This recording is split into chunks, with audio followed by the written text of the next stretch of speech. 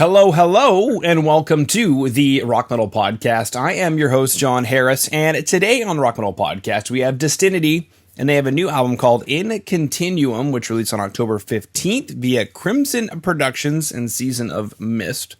Right now, I'm being joined by Seb to share some more information about this stellar release, why they're rejecting the Deceit, and why Dawn Never Breaks in the Continuum. So, Seb, welcome to the show.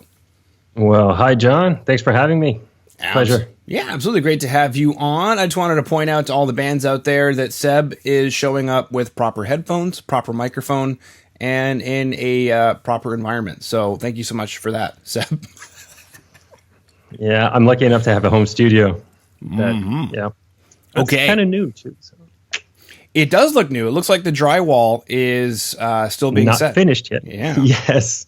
I'm going to put some acoustic foam and stuff on it. I just had to tear down a whole library just to put it up. So, yeah. Okay. In progress. In progress. Now, that brings me to my next question, because I've been privy to constructing a few studios. How expensive have you gone? For example, do you have a floating floor? No, so it's not that fancy yet. So I just want to say that I moved here 3 weeks ago. So it's like still very, very, very fresh. But the house is fairly old. It's from the 70s, but it happened to have a room where there used to be a big piano, like a concert piano. And so there's a wooden floor. The ceiling is acoustically treated. The walls are too. And it was absolutely great. When I visited the house, I said, I have to get this one. It's a sign of destiny. A sign of destiny, and that's your DESTINITY. Oh, there you go. Yeah, baby. Cool. So then, behind the drywall, they've already worked on soundproofing it. Well, yeah, there's the soundproofing on the wall isn't that thick, I would say. So yeah, we're not gonna. Maybe not. We could record drums and stuff inside. It would be fine, but I wouldn't have the family next door, for example. Okay. It's not that tough. But yeah, we can definitely we rehearse here now with electronic drums, and with our in-ear system, like our amps directly plugged into two-nose torpedoes and directly into in-ear systems, and we can rehearse here anytime we want. That's pretty awesome. Yeah. When you're in the city or around the city. And just have a really relaxing and flexible rehearsal space. It's pretty cool. Mm-hmm. It is cool. And my wife and I just bought a house, so we know what it's like to go through houses and find that moment in time where you're like, there's a sign. This is the one. Exactly. And you don't want to get past it. No. So you just do whatever it takes to get it right. Yes, exactly. And in our case. Yeah, plus after COVID, it's been completely crazy. So I'm from Lyon, France, and it's been completely crazy. Houses are so rare now. Everybody wanted to just get out of the city. They've been trying to get out of the city for a whole year. And it's just impossible to come by. A decent house with a decent price, forget it. So yeah, when I found this one, it was a sign. So pretty lucky to be here. Exactamente, baby. Okay. And I also went to culinary school, so we could chat for years about Lyon. Oh, really? Yeah. Lyon is like, the place where all culinary schools bow down to. It's like, we do morning prayers, we face Lyon kind of thing. I was going to say it's the Mecca of gastronomy. Yeah. The Mecca the Mecca of gastronomy, baby. That's right. Yeah, like, for example, we learned Lyonnaise potatoes, but you guys probably just call them potatoes. Yeah. They're just regular potatoes. Exactly. They're pretty good, too. They certainly are. Cool. So crafting a home studio, living in Lyon. Are you outside the city then? Yeah, just a bit outside, but not far. I mean, I'm like 20 minutes away from the city center, so it's like a suburb, let's say. Mm-hmm. Okay. And then I think you're wearing an EV8 shirt. Am I right? Oh, yep.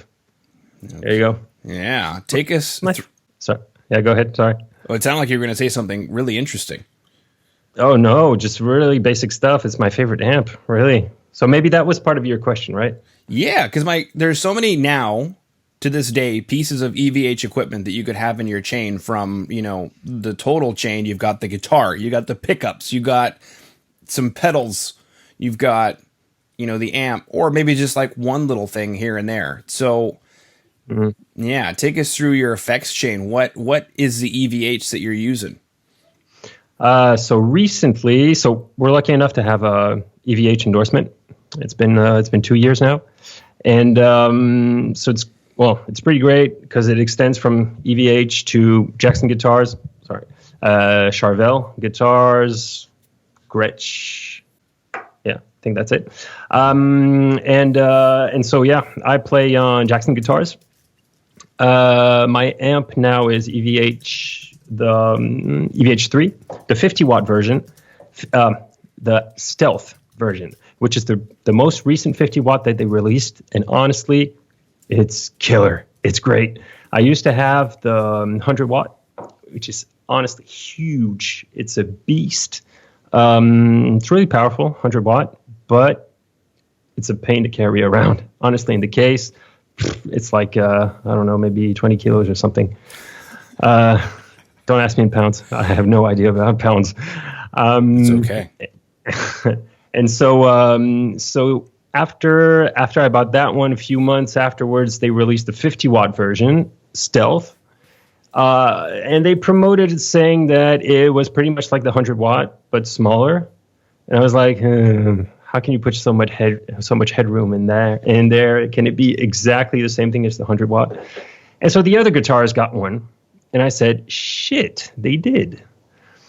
Honestly, it's great. It sounds exactly like the 100-watt, and it's more portable, and it's MIDI controllable, which the other one wasn't, the 100-watt. So it checked all the boxes for me, so I bought one straight away. Okay, very cool. Yeah, I was going to ask a bunch of questions about that one.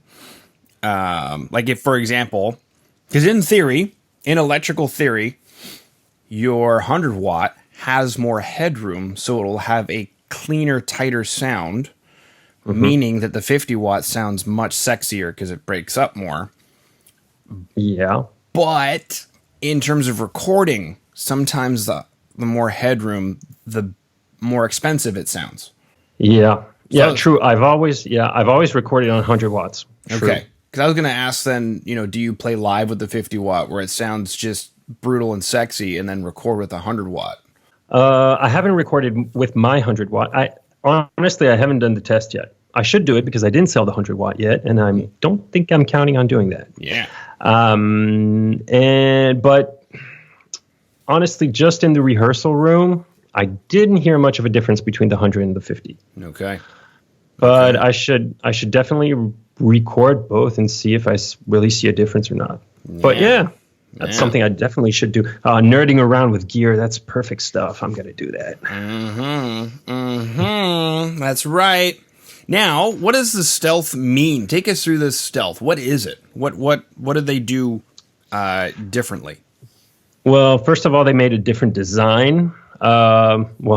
Stealth, just because the front plate is black, it's like matte black finish, which I think looks pretty cool. But I think apart from that, what they did is they kind of did a different voicing also on the EQ and on the gain settings. I think there's more gain. There's a bit more. Well, wait. More gain on the crunch channel, right? You definitely need more gain on a 5150. Nah, for sure. You always need more gain, right? Yeah. No, we dial it down. We dial the gain down. It's cleaner that way. Yeah. And you can hear us mess up, which is better. No, but they put more gain on the crunch channel, which I find pretty cool because crunch channels, well, it depends on what you're playing. But sometimes, I use it specifically for leads, melodies, which is strange, right? Yeah, the crunch channel. Yeah, but it's harmonically, it's super rich. So I just crank the gain up and add maybe a compressor, and I can play kind of like atmospheric leads and stuff, and it just kind of like booms. It's a bit less compressed than the red channel, the lead channel, and it kind of, there's harmonically, there's something that's a bit more like present that I really liked, and so they added a bit of gain on that one, apparently in the stealth version, and so there's a little less of a difference between the crunch channel and the lead channel. There you go. Okay. Yeah. Boom. But I'm not too familiar with the previous version of the 50 watts, so I can't tell you exactly. Yeah. Now, my next question then is, we've got the stealth, and we also have the Jackson you mentioned. So is that what we're hearing on the record, that combination? Yes, that's it. That's Jackson that I had. I had the, what's it called?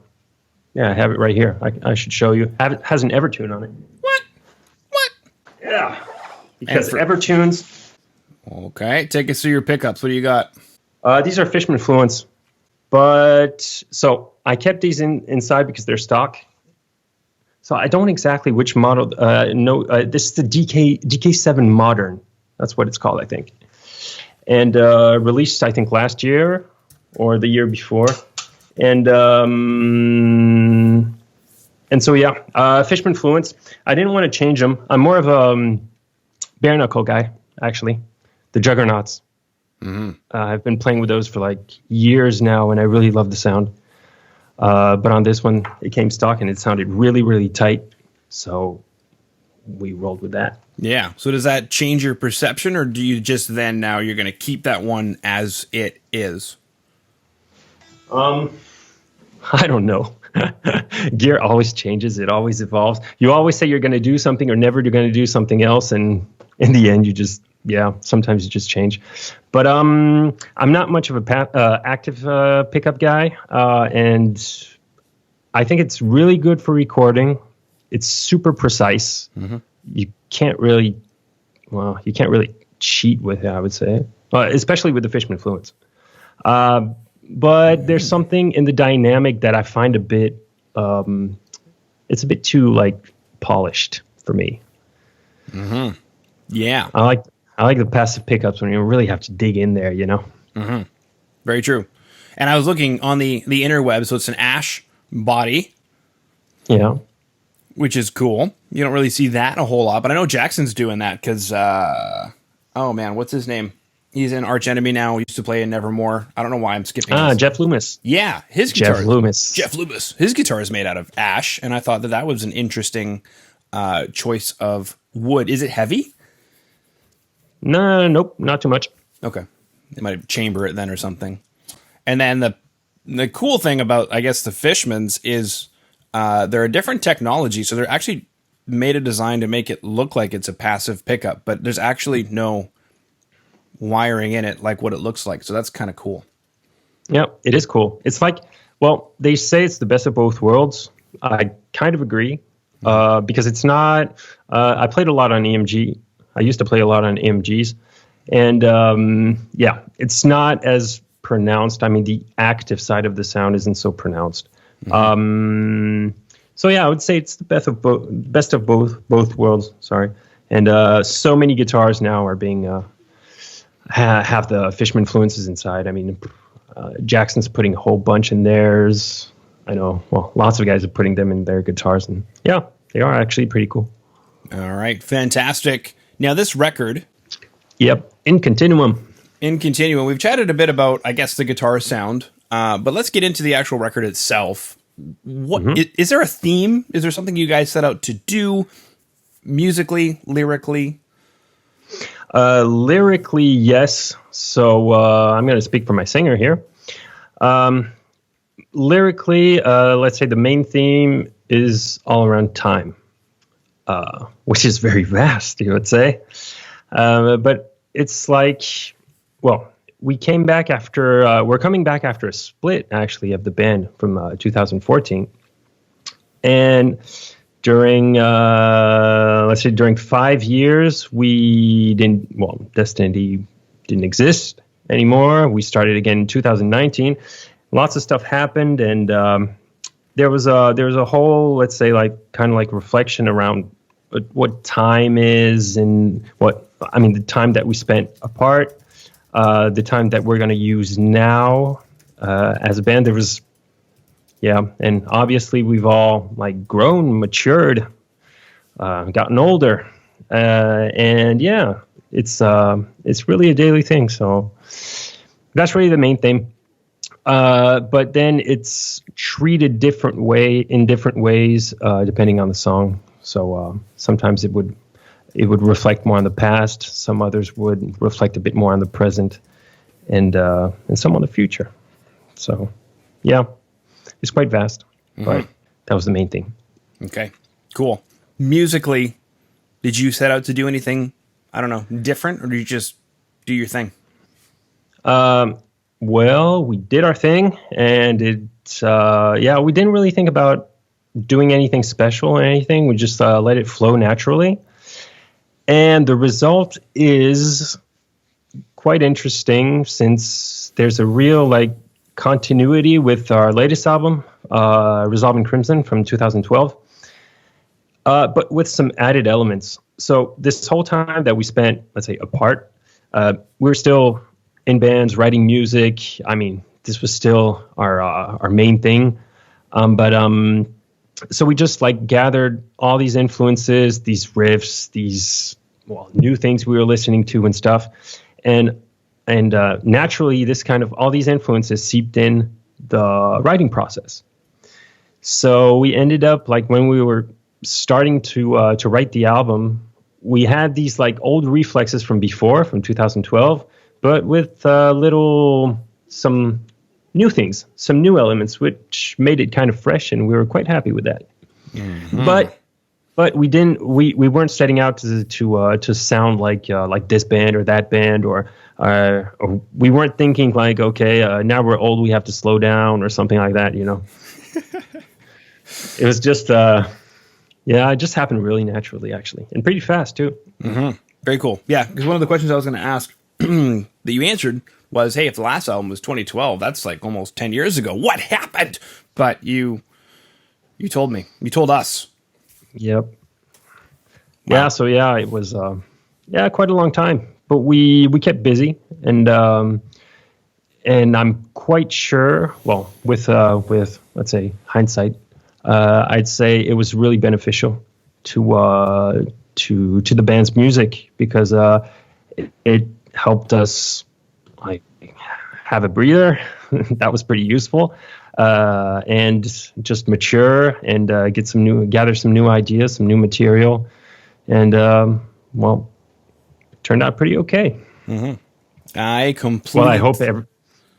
Well, I hope everybody agrees with that too. Mm-hmm. Yeah, you could say it was part of your destinity. Tongue twister. It was at that particular moment, Seb. Sweet. Okay. So today we have chatted about the band's Destinity new record, In Continuum, out October 15th via Crimson Productions and Season of Mist distribution.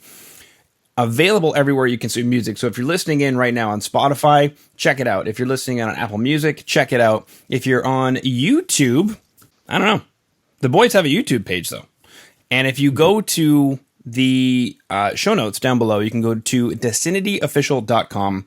And I was just there. There's pictures of the boys. They're really good looking. And also as well, they have links to everything that you need. There's a Facebook. There's an Instagram. There's a YouTube. There's a Spotify. There's a Deezer. Is that a Google? No, that's Apple Music. Cool. So they are available anywhere and everywhere that you want to be. New album, In Continuum, out October 15th. Seb, I don't have any other questions. Well, great. It was great to speak about some nerdy guitar stuff. Don't get to do that too often. I love it. So thanks for that. You're welcome. And thank you for coming on to the Rock Metal Podcast today. Well, thanks for the invite. And, hope your audience will like what we did. And we had a really fun time doing it. Gave all our passion in it. So, we hope listeners will enjoy.